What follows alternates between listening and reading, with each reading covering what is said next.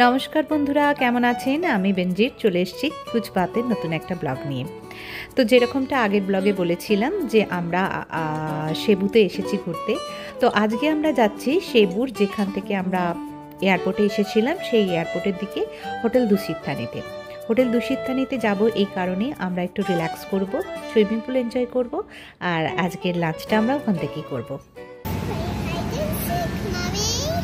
হ্যাঁ মায়েরা, hide and sick.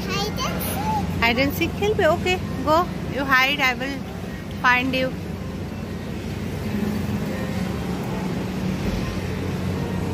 Where is Amay?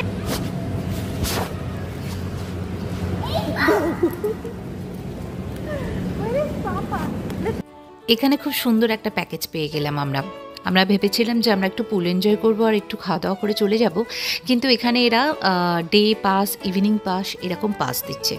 তো আমরা ওই ডে পাসটা করে নিলে কি হবে, আমরা এখানে অনেক কিছু খাবার পাচ্ছি, যেটার ফর্মটা এখন সুপ্রিয় ফিল আপ করছে। আর সেই খাবারগুলোর সাথে সাথে আমরা ড্রিঙ্কসও পাবো। তাছাড়া আমরা এখানে পুরো একদম সানসেট অবধি এনজয় করতে পারবো, পুল ভিউ, নিচের বিচ সমস্তটাই। হ্যাঁ, হোটেলের ঘরটা পাবো না শুধু, বাট এখানে চেঞ্জিং রুমও ব্যবহার করতে পারবো, আর বাকি সমস্ত কিছুই জিম টিম যা আছে সেগুলো ব্যবহার করতে পারবো। তো এইটুকু সময়ের মধ্যে তো আর কেউ জিম করে না, কিন্তু হ্যাঁ, পুলটা বেশ অনেকক্ষণ ধরে এনজয় করতে পারবো, এটা জেনে বেশ ভালো লাগছে। এই হচ্ছে সেই খাবার জায়গা আর পুল এরিয়াটা।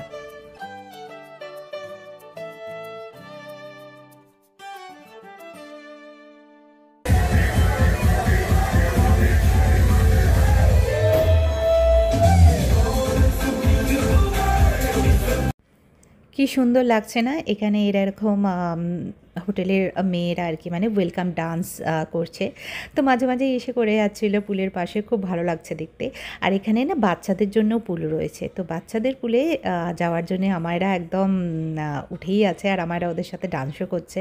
তো ওরা একটু ভীষণ মজা লাগছে যে পুলটা তো ও ভীষণই ভালোবাসে, আর পুলে গিয়ে চান করব, প্লাস বাচ্চাদেরও দেখেছে তারা ওখানে চান করছে, তো তাদের কাছে যাওয়ার জন্য দেখো নিজেই হেঁটে হেঁটে চলে যাচ্ছে। এখনও কিন্তু আমি ওর চেঞ্জ করিনি, যদিও আমরা চেঞ্জের জিনিসপত্র এনেছি, জামা কাপড় এনেছি। এবার ওকে চেঞ্জটা করিয়ে দেবো, তারপর ওকে আমরা পুলে নামাবো। এত করে বললাম ওকে যে খেয়ে নিই তারপর স্নানে যাবি, কিন্তু তা না, ও তো পুলে যাওয়ার জন্য অস্থির। আর এদিকে আমাদের খাবার এসে গেছে, ওর বাবা ওকে পুলে দিয়ে এলো। এখানে আমরা পিৎজা নিয়েছিলাম, আর চিকেন উইংসের সাথে একটা হামাসের প্রিপারেশন ছিল, এটা ফ্যান্টাস্টিক করেছিল। এটা একটা নিয়েছিলাম, আর তার সাথে নিয়েছিলাম স্যালমনের স্যালাড। তো এগুলো আমাদের ওই ডে প্যাকেজের মধ্যেই ছিল। আমরা এই মানে অনেক কিছু অপশন ছিল, তার মধ্যে আমরা এই অপশনগুলো চুজ করেছি। খাবারগুলো সত্যি ভীষণই ইয়ামি ছিল।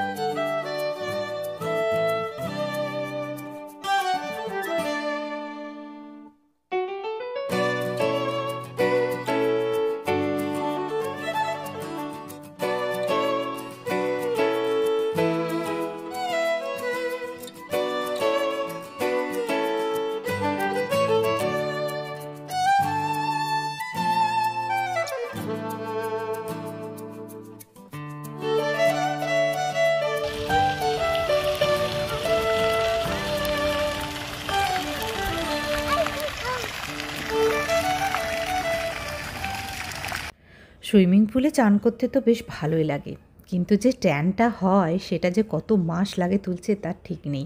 প্রচণ্ড খরা, রোদ, আর ভীষণ গরম ছিল সেদিনকে।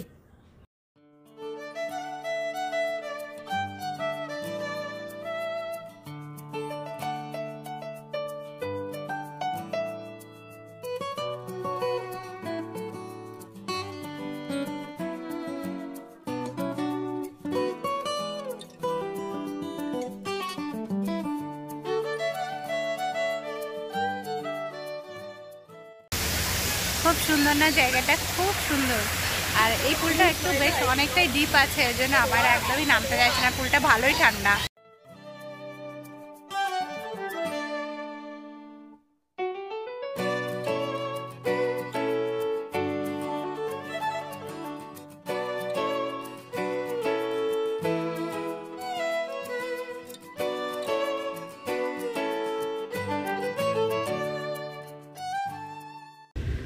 তো এই যে হচ্ছে সি বিচ আর এই হচ্ছে দুশিত্থানি।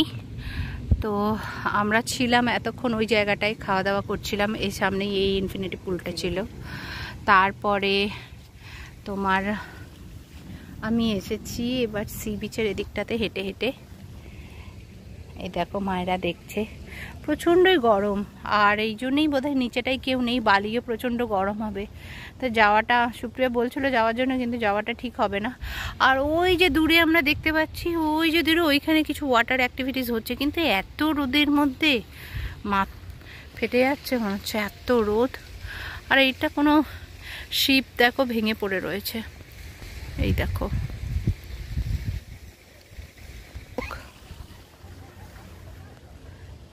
খুব সুন্দর, নিশ্চয়ই বুঝতে পারছো, হোয়াইট স্যান্ড বিচ, একদম সাদা। ইয়া মায়েরা, দ্যাট শিপ ইজ ব্রোকেন। জলের কালারটা খুব সুন্দর। মায়েরা, who broke the ship? You tell me. Who broke the sea? But I don't know. Do you know? Who broke the sea? I think we are.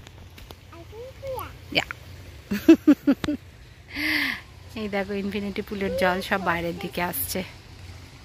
হোটেলটা খুবই সুন্দর, কিন্তু যেটা বলার, আমরা এই রকমের হোটেলগুলোতে আসা প্রেফার করি না। তার কারণ হচ্ছে এগুলোতে রান্না করা যায় না। তোমরা যেটা সবাই জানো যে আমারার জন্য রান্নাটা করতেই হয়। পুরো এখনও অনেক কিছু বাইরের খায়, কিন্তু পুরো 3 বেলায় বাইরের খাবার দেওয়া 4 বছরের বাচ্চাকে আমি ঠিক প্রেফার করি না। অ্যাটলিস্ট মানে যেমন দুপুরবেলা আজকে আমি ভাতটা বানিয়ে এনেছিলাম, কিন্তু ও খেলো না, একটু পিজা খেলো, চিপস খেলো, এরকম খেলো।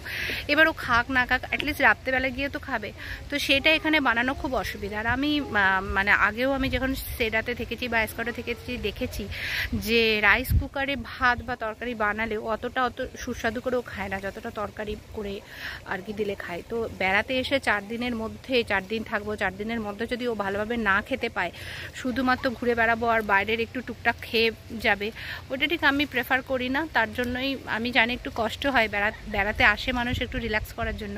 আমার একটু রিল্যাক্সটা কমই হয়, সুপ্রিয়রও খাটনি হয়, আমারও একটু খাটনি হয়, কিন্তু তারপরেও আমার মনে হয় মেয়েটা তো খেতে পাচ্ছে, তো এয়ারবিএনবিতে থাকাটাই ভালো। এই ট্যুরে আমাদের নিয়েছে 3 জনের, কত নিল?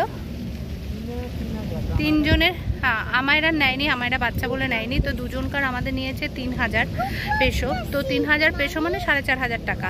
সারাদিন তুমি এখানে কাটাতে পারো, আর 3টে কোর্সের খাবার তোমাকে দেওয়া হবে। মানে তোমাকে কইয়া তো মানে খাবার তোমাকে সব ধর পুরো মেনু দিয়ে দিচ্ছে। তার মধ্যে 2200 পেসোর হচ্ছে খাবার। তুমি 2200 পেসোর মধ্যে খাবার অর্ডার করতে পারো, বাকি ওরা 800 পেসো নেয় পুল অ্যাক্সেস বা এই টাওয়ালগুলো আমাদেরকে দিয়েছে, বা লকার, এই সব কিছুর জন্য। আর আমারার এই যে লাইফ জ্যাকেটটা আমরা নিয়েছি, কেননা ও পুলে গেলেও লাইফ জ্যাকেট দিয়ে দিলে ও একটুখানি মানে রিল্যাক্স থাকে, বা আমাদেরও দেখতে হয় না যে ও কী করছে না করছে। তো এটার জন্য অনলি 100 পেসো নিয়েছে। তো এর মধ্যে প্রচুর খাবার। আমরা বুঝতে পারিনি, আমরা ভেবেছিলাম কি পিৎজা অর্ডার করি, একটু স্যালমন অর্ডার করি, আর যেরকমটা তোমাদের দেখালাম ওটা হামাসের সাথে চিকেন উইংস ছিল। তো আমরা ভেবেছিলাম যে অল্প অল্প খাবার হবে হয়তো। তো এতটাই বেশি খাবার কোয়ান্টিটি ছিল, আমরা তো খেলো না, একটুখানি খেয়েই হয়ে গেল। তো আমরা তো শেষই করতে পারলাম না, পিৎজাটা প্রায় হাফেরও বেশি রয়ে গেছে, তো ওটা প্যাক করিয়ে নিলাম। বাকিগুলো আমরা কমপ্লিট করেছি খেয়ে। তো এখন দেখি, এইখানটা তো মজা করলাম, মানে একটু ঘুরতে এসেছি, এখানটা একটু ছায়া আছে, বাকি তো সবই রোদে রোদ, শুধু এই জায়গাটাই বুঝতে পারছো একটু ছায়া। এখানটা একটু বসি, একটুখানি মজা করি, তারপরে আমরা আবার পুলে যাব। তো স্নান করেই বসেছি, বেশি কথা বলতে পারবো না, কপিরাইট হয়ে যাবে। এখানে মিউজিক চলছে, ড্রিঙ্ক নিয়েছি, একটু ড্রিঙ্ক খাবো, আর আমি এখন আমাকে ভাত খাওয়াচ্ছি।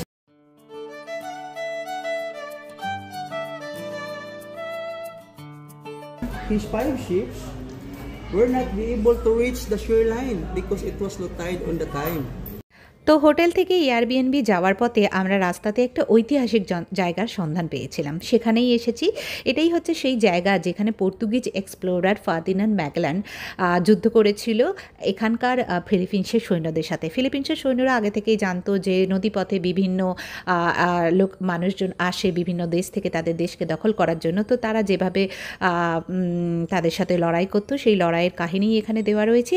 আর ঠিক এই সামনে আমার জায়গাটাতেই, যেখানে ফার্দিনান্ড ফার্ডিনান্ডকে মারা হয়েছিল ঠিক সেই জায়গাটাতেই এই স্ট্যাচুর মতো একটা তৈরি করা হয়েছে। তো এই গল্পটাই এখানে শুনছিলাম, বেশ বড় একটা জায়গা। তো চলুন ঘুরিয়ে দেখাচ্ছি আপনাদেরকে জায়গাটা। Came here in the Philippines. But the old bones, the soldiers of Magellan and Magellan also, and soldiers of Lapu-Lapu inside marker. So this is Magellan's marker. Oh, this is Magellan Marcos.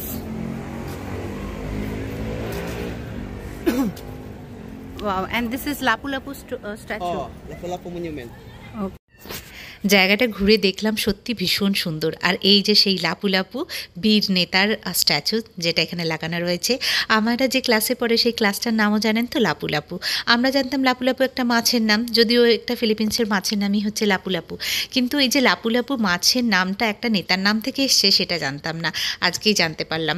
সত্যি দেশ বিদেশ খুললে কত ইতিহাস জানা যায় বলুন তো। আমার তো ভীষণ ভালো লাগে ইতিহাস জানতে। আর এই জায়গাটা খুবই সুন্দর। আগে সমুদ্রটা না এত অবধিই ছিল, ও ভদ্রলোক ওটাই দেখাচ্ছে যে এখন অনেকটাই পিছনে চলে গেছে সমুদ্র। যাই হোক, আজকে সারাদিন আমরা কি করলাম আপনাদের সাথে শেয়ার করলাম। সন্ধ্যা নাম্ব হয়ে গেছে, এবার ফিরে যাব বাড়ি বা হোটেলে। তো ওখানে গিয়ে এবার রাতের খাবার দাবার খেয়ে একটু রেস্ট করব। আজকের এই ব্লগটা যদি ভালো লেগে থাকে, যাওয়ার আগে অবশ্যই একটা লাইক কমেন্ট করবেন, আর পারলে আত্মীয় বন্ধুদের সাথে একটু শেয়ার করে দেবেন। আসছি তাহলে, দেখা হবে নতুন একটা ব্লগে। নমস্কার, ভালো থাকবেন সবাই।